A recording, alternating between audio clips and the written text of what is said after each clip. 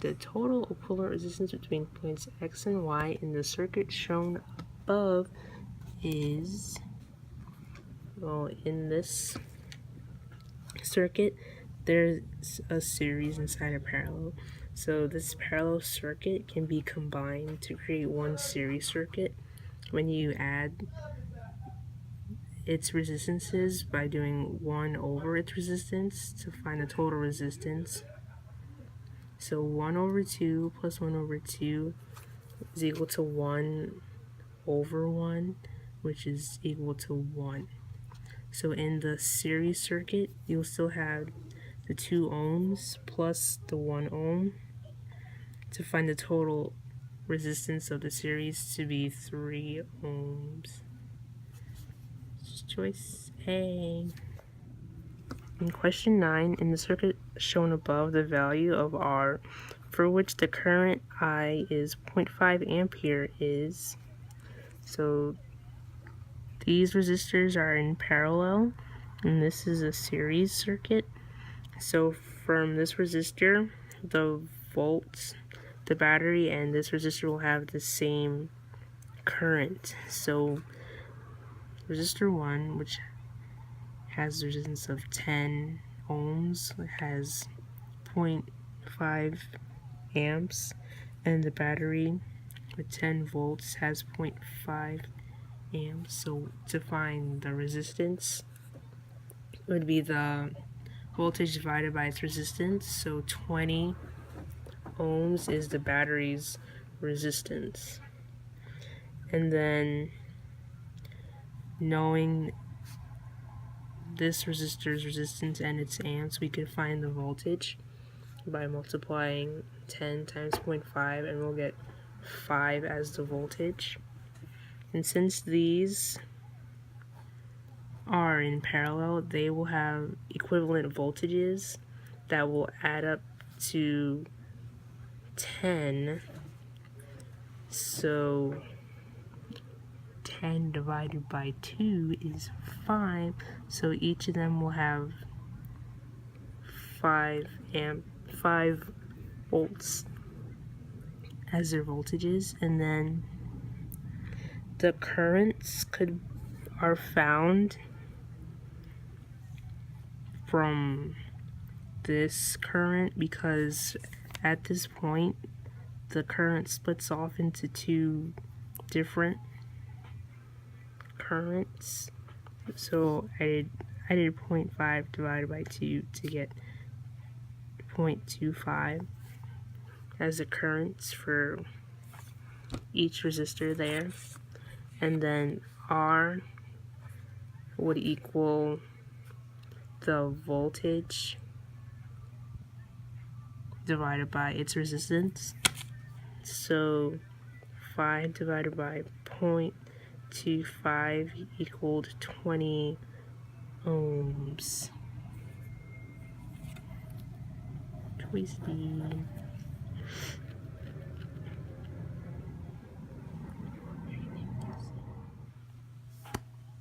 In this question, we will want to find the value of R. So the first thing I did was redraw the circuit, so it's only a series because these two are in parallel. So you do 1 over 30 ohms plus 1 over 60 ohms to find the total resistance, and this ended up being 20 ohms.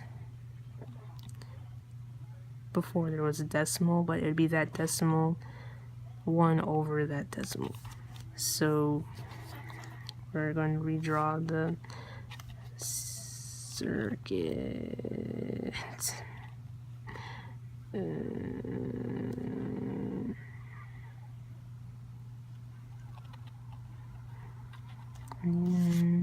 So 20 volts, this resistor, and this is 20 ohms. So if we started making the RVIP chart, we don't know I labeled this resistor 1, 2, and 3. We don't know what 1 is. 2 has 30 ohms. The battery, we will find its total resistance.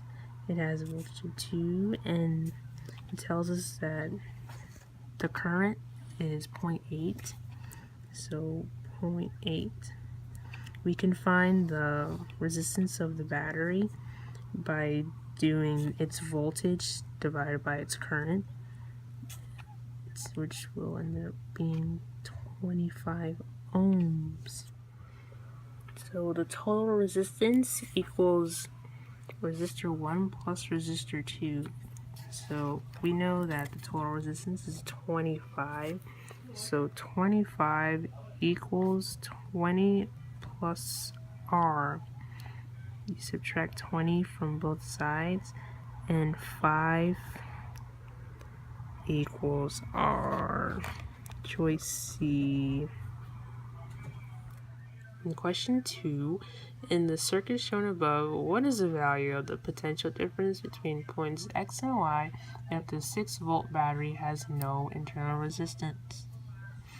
Well, once again, 3 and 6 ohms are in parallel inside the series. So to find the total resistance, I did 1/3 plus 1/6 equaled 0.5. And then 1 divided by 0.5 equaled 2. So I redrew the circuit as one series with the 4 ohms and then the 2 ohms resistance, which is the combination of 3 and 6. And then the total resistance of the circuit would be 6 ohms. So in the battery now, we know that the resistance and its voltage, so we could find its current to equal the resistance divided by its voltage. So 6 divided by 6 equals 1. So the 4 ohms will also have a current of 1 amp because it is initially in series with the battery. So we could find the voltage of the 4 ohm resistor by doing its current times its resistance. So 4 would be the voltage. And then for resistors 2 and 3 with 3 ohms and 6 ohms, its voltage drop would have to equal the difference of resistor 1 in the battery. So 6, so these will both be 2. So 6, minus 4. 4 minus 6 is 2. And that is the answer. A lamp, a voltmeter V, an ammeter A, and a battery with 0 internal resistance are connected as shown above. Connecting another lamp in parallel with the first lamp as shown by the dashed lines would. So if you are increasing the number of resistors in a parallel fashion, parallel circuit, there would be more flow of electrons for the volt to emit. So there'd be another loop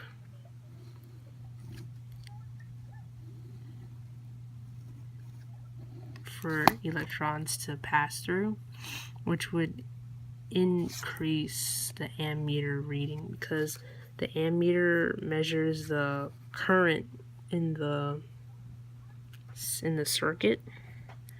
So if you're adding another loop to the circuit, there are going to be more electrons that would have to flow through the ammeter. Because yes. So it's going to increase the ammeter reading.